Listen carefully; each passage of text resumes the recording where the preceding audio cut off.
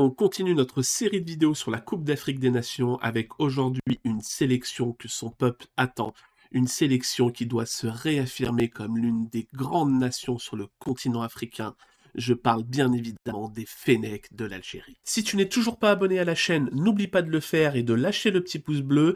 Et si vous êtes sur mobile, YouTube a mis en place un système de boost. C'est totalement gratuit, ça vous prend 2 secondes et ça aide énormément pour le référencement. Merci beaucoup à ceux qui y penseront. Et oui, je parle de se réaffirmer comme une grande nation africaine parce que les derniers résultats internationaux de l'Algérie, c'est compliqué. Si on nommait la grande Coupe d'Afrique des Nations en 2019 que l'Algérie a remportée, toutes les dernières compétitions internationales, c'est très compliqué.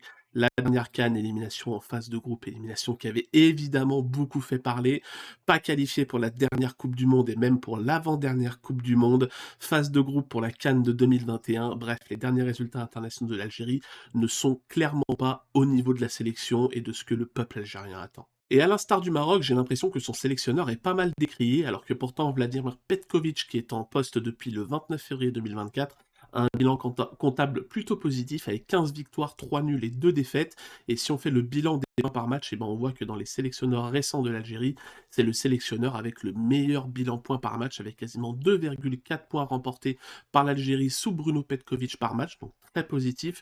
Donc oui, c'est un sélectionneur qui est très décrit, notamment au niveau de son choix des hommes. On en parlera un peu plus tard quand on parlera des joueurs individuellement. Mais c'est un sélectionneur qui rapporte des points à l'Algérie. Maintenant, est-ce que c'est un sélectionneur qui est capable de faire gagner une grande compétition à l'Algérie? Eh bien là est la question. Le bilan de la phase de qualification de l'Algérie est bien évidemment très positif avec 5 victoires et un nul. Mais ce qui est très intéressant à regarder, c'est que dans ce groupe de qualification, on retrouvait la Guinée équatoriale, équipe que va retrouver l'Algérie dans son groupe de la Coupe d'Afrique des Nations. Et justement, il y avait eu un match nul 0-0 entre l'Algérie et la Guinée équatoriale du côté de la Guinée équatoriale le 14 novembre 2024. Donc c'est une équipe que l'Algérie va devoir battre en groupe de la Coupe d'Afrique des Nations pour aller plus loin dans la compétition. On peut commencer le focus individuel sur les joueurs, et le premier dont je voulais parler, je l'ai nommé le facteur X, c'est Mohamed Amoura, l'ailier buteur de Wolfsburg en Bundesliga. Pourquoi commencer par lui? Déjà parce que c'est un joueur que je surkiffe, je le suis depuis l'époque de Lugano en Suisse, où il cassait déjà tout en termes de data, ça n'a pas du tout été étonnant de le voir signer du côté de l'USG en Belgique, et ce qui est intéressant avec Amoura, c'est qu'au début c'était un joueur perfectible, il y avait un peu de faiblesse du côté de la finition, et en fait ce qui est très fort avec lui, c'est que je trouve qu'il a su progresser en même temps qu'il grimpait les échelons pour devenir un attaquant complet et avoir maintenant une valeur marchande très très haute. Et l'été prochain, je pense que Wolfsburg ne pourra plus le retenir et qu'il risque de toquer aux portes des grands clubs européens. Donc très très hâte de voir l'été prochain dans quel club il va atterrir. Mais je l'ai nommé Factor X parce que pour moi c'est le meilleur joueur intrinsèquement de cette équipe de l'Algérie. Et si l'Algérie veut aller très loin dans la CAN, il va y avoir besoin d'un grand Mohamed Amoura. Pourquoi? Parce que j'ai fait un petit focus sur les buts par 90 minutes des attaquants offensifs de l'Algérie, et vous voyez que Amoura, c'est l'offensif le plus prolifique de l'Algérie, devant des postes de numéro 9 comme Slimani ou Bounedjah.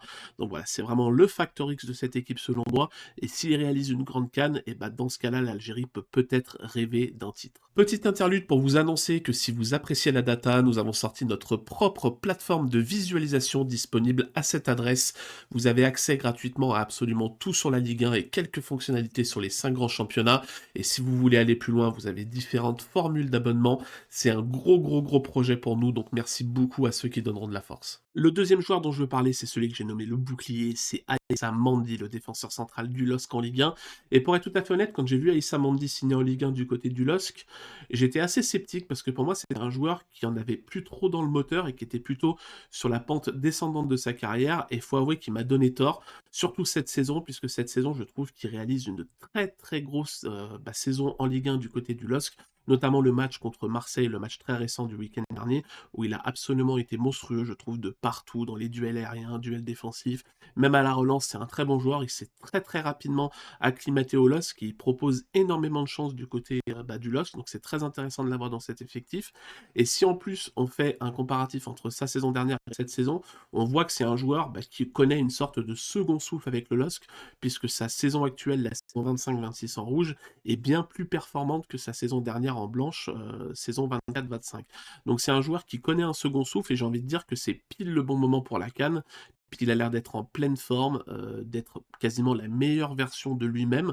Donc ça va être très important pour Petkovic, et ben ça va être très important pour la défense des Fennecs. Pour continuer, on est obligé d'évoquer un sujet un peu épineux, c'est le cas Riyad Mahrez, le capitaine de cette équipe de l'Algérie, qui je sais est beaucoup décrié par les supporters qui aimeraient peut-être le voir passer le flambeau à des plus jeunes joueurs comme Ilan Kebal ou Anis Hadj Moussa. Petkovic a l'air de lui faire encore énormément confiance. Quand on se penche un peu sur ses données techniques en Arabie Saoudite, Riyad Mahrez, on le sait, c'est un très bon joueur de football, un magicien. C'est pas un mec qui va perdre son football d'une année à l'autre, c'est un mec qui techniquement sera toujours largement supérieur à la moyenne. Donc ça, c'est pas étonnant de le voir avoir de telles data techniques. Par contre, là où le bas blesse, eh ben, c'est que physiquement, Riyad Mahrez, on sent que le poids des années commence à se faire sentir, puisque dans une ligue comme l'Arabie Saoudite, qui n'est déjà pas une ligue très physique, on voit que ses data physiques sont largement en dessous de la moyenne, donc on voit que c'est un joueur qui physiquement commence à être à la peine. Donc est-ce que Riyad Mahrez peut encore être le fer de lance de l'attaque de l'Algérie et mener les Fennecs à la victoire? Ben, je sais que c'est un sujet très controversé au sein de la communauté algérienne, mais j'ai justement fait une petite comparaison avec Ilan Kebal, parce que Ilan Kebal, c'est un joueur que j'adore aussi, un vrai joueur de ballon que je suis depuis très longtemps au PFC, voire même Reims. Voilà, c'est un joueur que j'adore, pour lequel j'ai vraiment une attache émotionnelle toute particulière. Et quand on voit qu'Ilan Kebal, niveau technique, il évolue en Ligue 1, là où Riyad Mahrez évolue en Arabie Saoudite, alors contrairement à ce que peut dire Cristiano Ronaldo, je suis intimement convaincu que la Ligue 1 reste encore meilleure que l'Arabie Saoudite, ben on voit qu'Ilan Kebal apporte beaucoup sur le terrain par rapport à un Riyad Mahrez. Donc est-ce que la CAN, c'est trop tôt? Est-ce que c'est le genre de grande compétition où tu n'as pas envie de faire de changements majeurs et tu laisses Riyad Mahrez capitaine pour, après cette compétition, enfin passer le flambeau à Ilan Kebal ou à un autre profil comme Anis Hadj Moussa sur le côté? Je pense que c'est ce qui est le plus probable. Je pense que Petkovic ne va pas délaisser Riyad Mahrez du brassard de capitaine juste avant la CAN, mais c'est clair qu'après cette compétition, il va falloir partir sur un nouveau cycle du côté de l'Algérie, à des joueurs plus jeunes, plus neufs, et que Riyad Mahrez accepte peut-être d'aller sur le banc et de laisser sa place. Tant qu'on parle des joueurs controversés, on peut enchaîner avec Ramiz Zerouki, le milieu de Twente. Je sais que c'est un joueur qui est très décrié dans la communauté algérienne de ce que je vois sur les réseaux sociaux, et c'est vrai qu'il est compliqué de donner tort à ces gens-là. Alors je corrige, je tiens à dire, Ramiz Zerouki n'est pas un mauvais joueur de football, mais c'est vrai que je trouve que c'est un joueur un peu mythe de partout, en fait. J'ai du mal à voir des grosses qualités à Ramiz Zerouki. Pour moi, c'est vraiment un pur profil de numéro 6 sentinelle. J'ai beaucoup de mal à le voir jouer dans un double pivot. Je vous mets ses datas techniques à l'écran. On est sur un joueur voilà, qui n'a pas de grosses faiblesses, mais qui en même temps n'a pas de gros points forts, à part peut-être les duels aériens et encore. Et surtout, en termes d'analyse physique, on voit que c'est un joueur qui physiquement ne brille pas tant que ça. Donc je trouve que c'est un joueur qui a peut-être une place trop importante dans le collectif de l'Algérie par rapport à sa vraie qualité. Pour moi, ça devrait plutôt être un joueur de complément, un joueur de banc. Et sur le terrain, il devrait y avoir des joueurs avec beaucoup plus de qualité. Pour moi, si on devait faire un double pivot actuel dans l'équipe de l'Algérie, je pense que je mettrais un double pivot Adem Zorgan et Hicham Boudaoui. Pourquoi? Parce que tu aurais le côté vraiment box-to-box avec Boudaoui, un vrai marathonien sur le terrain qui parcourt beaucoup de distance, qui est présent à la récupération, mais il peut aussi beaucoup faire la différence par le dribble, qui a une vraie qualité technique. Là où un Adem Zorgan, tu es peut-être sur un joueur physiquement un peu moins impressionnant, mais tu as un vrai relayeur, un vrai meneur de jeu, un joueur capable de faire la différence par la passe.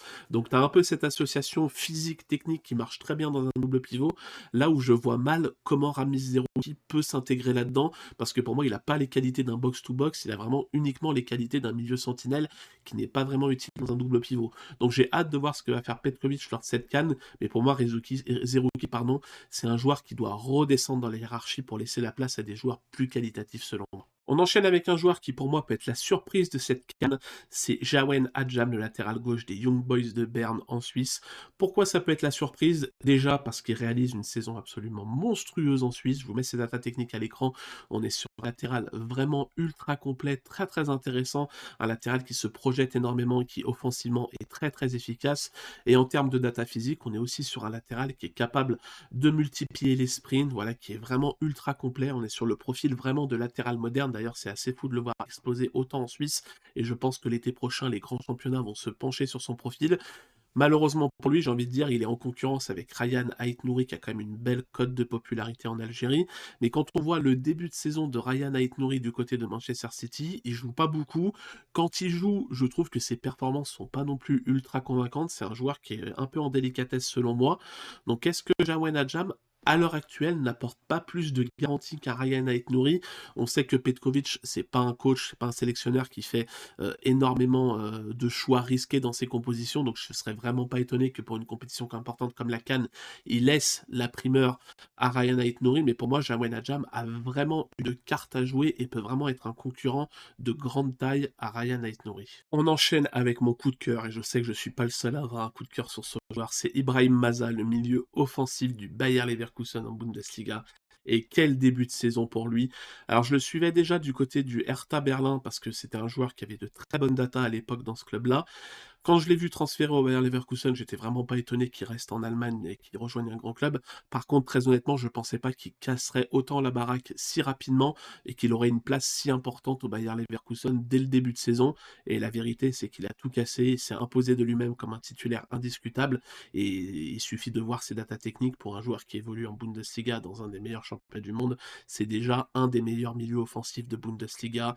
Voilà, excellent créateur. Enfin, un vrai monstre depuis ce début de saison. Très franchement, si vous n'avez pas vu jouer Ibrahim Maza, allez voir des compilations et des matchs parce que c'est vraiment bluffant ce qu'il réalise. En termes de data physique, c'est un joueur qui n'a rien à envier aux autres. C'est un joueur qui est tout à fait capable d'encaisser l'intensité physique d'un grand championnat. Et là, il y a une question qui se pose pour Petkovic parce qu'un joueur qui est en train de tout casser comme ça, qui a réalisé un match énorme contre Manchester City, qui est en train d'affoler toute l'Europe, est-ce que c'est un joueur dont tu peux te passer dans son 11? Moi, j'ai presque envie de dire que non, parce que le mec est tellement fort que tu peux pas t'en passer dans une compétition comme la CAN, même s'il est jeune, même s'il est assez récent dans cette équipe de l'Algérie, s'il n'a pas énormément d'expérience, énormément de sélection. Pour moi, tu ne peux plus te priver d'un joueur comme ça, surtout que dans son profil de vraiment pur numéro 10, il n'y a pas beaucoup d'options en équipe d'Algérie. Donc, comme je l'ai dit, Petkovic est un conservateur. Je suis pas sûr qu'il donne une place de titulaire à Ibrahim Maza, mais pour moi, c'est un joueur qui devrait être placé sur le terrain. C'est un joueur de football exceptionnel et c'est avec ce genre de joueur que tu gagnes des compétitions. Donc, pour moi, faut lui faire confiance. Il est dans une dynamique positive. Faut foncer et faut prendre des risques. Donc, moi, je mets Ibrahim Maza titulaire en équipe d'Algérie. Malheureusement, on est aussi obligé de parler des absents. Le plus grand absent de cette CAN du côté de l'Algérie, ce sera bien évidemment son numéro 9, Amin Gouiri, blessé à l'épaule, qui ne participera pas à la CAN. Et c'est quand même une grosse perte pour l'équipe d'Algérie, parce qu'Amin Gouiri, on parle d'un joueur, d'un numéro 9 très complet, qui participe énormément au jeu, et qui était vraiment le 9 titulaire de cette équipe. Alors même si ses datas techniques avec l'Olympique de Marseille ne sont pas exceptionnelles, quand on voit jouer Amin Gouiri, on voit que c'est un joueur qui apporte à cet effectif. Et d'ailleurs, on remarque que l'Olympique de Marseille, depuis la blessure d'Amin Gouiri, a peut-être un peu plus de mal à se créer des occasions et a un peu moins de fluidité offensive. Donc c'est un joueur qui apporte beaucoup. C'est pas le numéro 9 qui marque le plus, on est tous d'accord pour dire qu'Amin Gouiri a toujours eu des petits problèmes à la finition, mais par contre, il apporte énormément collectivement, et surtout en termes de data physique, c'est un joueur qui est capable de presser et capable d'effectuer le premier pressing qu'un coach comme Roberto De Zerbi adore. Donc forcément, ça va être une épine dans le pied de l'Algérie de ne pas le voir participer à cette compétition, mais heureusement, il y a un remplaçant qui est là, puisque le poste de numéro 9 de cette équipe de l'Algérie devrait être confié à Bagdad Bounedjah, le buteur d'Al-Shamal en première division du Qatar. Bon, Bounedjah, attaquant mythique de l'Algérie, bien évidemment. Donc, il va endosser ce rôle de numéro 9. Alors, comme vous le voyez, techniquement, bien évidemment, ça remet dans le contexte du Qatar. Mais c'est un attaquant qui est encore capable de planter des buts. Physiquement, il en a encore sous le capot pour apporter. Donc, je pense que c'est lui qui aura un avantage sur Bakrar en pointe de l'attaque. Je pense que c'est un attaquant qui forcément apporte moins qu'Amin Gouiri, mais c'est un mec qui, dans le rôle de numéro 9 pour une compétition aussi importante que la CAN, il a l'expérience et il est capable d'endosser ce rôle de numéro 9, surtout qu'il devrait quand même être accompagné par des sacrés joueurs de ballon, avec Amoura, Mahrez, Kebal, Maza, bref. Derrière lui, il y a des joueurs pour l'alimenter en ballon, donc si on lui demande de planter des buts, je pense qu'il sera encore capable de le faire. Donc évidemment, c'est peut-être une moins-value par rapport à Amin Gouiri, mais je pense qu'il est capable d'endosser ce rôle et de répondre efficacement à ce que lui demande Petkovic lors de cette CAN. Mais pour moi, il y a une question qui se pose du côté de l'équipe d'Algérie, c'est bien évidemment le rôle de gardien. On a récemment Lucas Zidane qui a opté pour la nationalité algérienne et qui a été sélectionné par Petkovic. On a un trio pour ce poste-là avec Lucas Zidane, Ben Bout et Gendous, pardon. Quel sera le gardien titulaire? J'ai bien l'impression que ce sera Lucas Zidane, mais malheureusement, si on regarde ses datas techniques avec Grenade cette saison, bah Lucas Zidane, on n'est pas sur le gardien de l'année, quoi. On est sur un gardien qui, au pied, est pas mauvais, mais sur sa ligne, on peut pas dire que ce soit un gardien qui réalise une grande saison. Donc c'est vrai que ce choix-là, quand on compare au reste de l'effectif, où tu as vraiment des vrais joueurs de ballon, quasiment tous les postes, t'as un 11 qui est très compétitif sur le papier.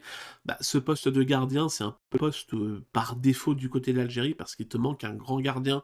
Par exemple, le Maroc a Bono, qui est quand même un gardien largement supérieur aux trois que j'ai cités.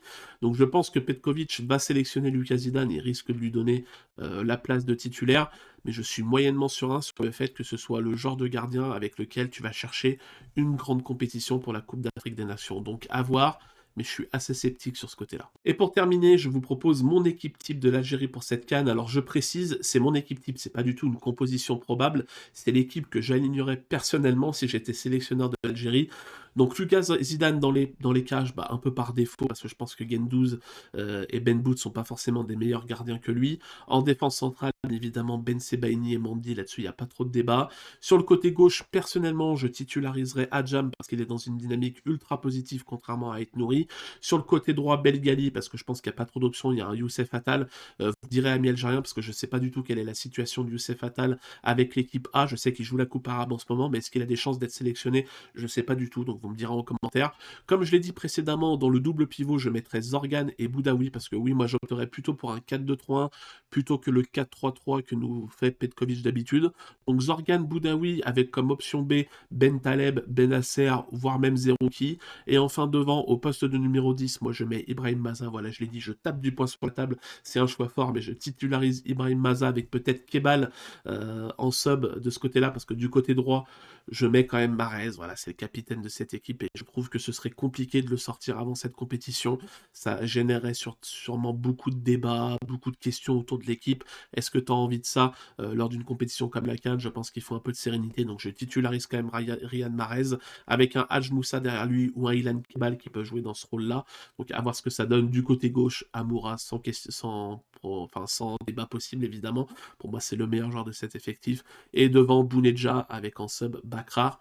Donc franchement, quand on regarde le 11 dans sa globalité, on a quand même des sacrés joueurs de foot. On est sur l'une, intrinsèquement, à part le poste de gardien peut-être, l'une des meilleures équipes de cette CAN, parce qu'on a vraiment des top joueurs à quasiment tous les postes. Donc j'ai très très hâte de voir cette équipe de l'Algérie, ce que ça va donner lors de cette CAN, parce que le peuple algérien attend, il y a de quoi faire, mais est-ce que Petkovic va être capable de répondre aux attentes? Eh ben, on va voir ça. Et justement, petit point sur le groupe de l'Algérie pour terminer cette vidéo, qui va affronter la Guinée équatoriale contre laquelle ils ont un bilan de 1 victoire, 1 nul et 1 défaite. Le Burkina Faso avec un bilan pas si positif que ça de 6 victoires, 7 nuls et 6 défaites. Et enfin le Soudan avec 3 victoires, 2 nuls et 1 défaite. Donc on voit que c'est quand même un groupe qui est assez relevé. Avec la Guinée équatoriale, l'Algérie a fait un nul contre eux en phase de qualification, on l'a dit plus tôt. Le Burkina Faso qui n'est pas une équipe facile à jouer. Donc si je dois donner un pronostic pour l'Algérie lors de cette Coupe d'Afrique des Nations, donc je rappelle ce que j'ai fait, c'est que j'ai pris le tableau de la Coupe d'Afrique des Nations, j'ai rentré tous les résultats selon moi, ça me donne l'arbre final et du coup j'ai mon pronostic complet pour chaque équipe. Donc je vois l'Algérie faire match nul contre la Guinée équatoriale, mais quand même gagner le Burkina Faso et le Soudan, ce qui leur permettrait de passer à la première place de leur groupe. Un gros huitième de finale contre la République démocratique du Congo, un match où je vois l'Algérie s'imposer avant de tomber en quart de finale contre le Nigeria. Je sais que ça va pas faire plaisir à mes supporters algériens, mais je pense que Petkovic, dans le choix des hommes, ça va être un peu compliqué pour aller plus loin qu'en quart de finale, même si l'effectif, je l'ai dit, est de qualité. Pour moi, même si, on l'a dit, Petkovic, en termes de points gagnés avec l'Algérie, c'est un coach qui a tout à fait un bon résultat, mais je pense que dans une compétition aussi importante et aussi exigeante que la Coupe d'Afrique des Nations, il va peut-être manquer quelque chose de ce côté-là. En tout cas, tout ce que je souhaite à l'Algérie, c'est bien évidemment d'aller le plus loin possible. J'ai dit pour le Maroc, mais je suis très mauvais en prono, donc il y a à peu près 99,9% de chances que je me trompe et que je raconte des saucisses. Mais en tout cas pour l'Algérie, parce qu'il y a énormément de joueurs que j'adore dans cet effectif, j'espère qu'ils iront le plus loin possible. On arrive sur la fin de la vidéo, merci beaucoup de l'avoir suivi. N'oubliez pas les commentaires, c'est toujours un plaisir d'échanger avec vous dans les commentaires, de discuter, de répondre à vos questions, de répondre aussi à vos remarques. Voilà, sur la vidéo du Maroc, il y a plein de Marocains qui m'ont apporté des précisions, parce que je le répète, je ne suis pas du tout expert de ces sélections-là. Donc voilà, si vous êtes algérien et que vous voulez donner des remarques, des conseils sur ce que j'ai dit par rapport aux joueurs, n'hésitez pas, ce sera évidemment avec grand plaisir. Et moi je vous dis à plus dans une nouvelle vidéo. Ciao l'équipe!